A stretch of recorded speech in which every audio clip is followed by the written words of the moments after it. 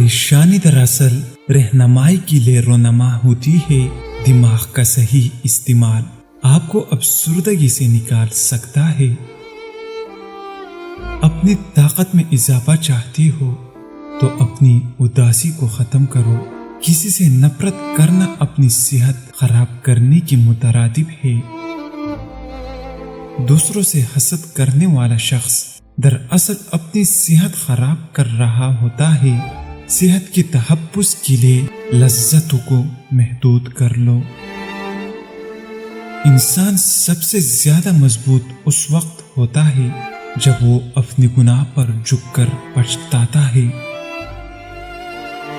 تمہاری زندگی کسی بھی لمحے بدل سکتی ہے، لہٰذا اپنے مقصد کو جاری رکھو۔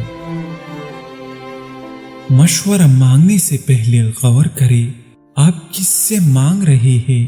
زندگی میں بہت آگے جانا چاہتے ہو تو لوگوں کے ساتھ مہربانی سے پیش آؤ۔ غیر متوقع جھٹکوں سے بچنے کے لیے اپنے دل کی بات سنیں۔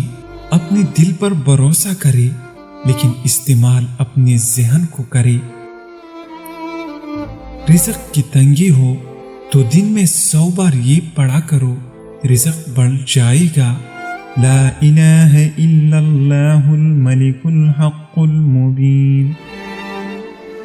اپنے خوابوں پر خاموشی سے کام کرنا تمہارے لیے ترقی کی راہ کو ہموار کرتا ہے۔ اپنی چنگاری کو بیدار رکھنے کے لیے وقت نکالو۔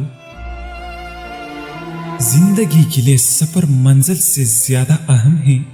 روح کی پرورش کے لیے اپنی امید کو زندہ رکھو۔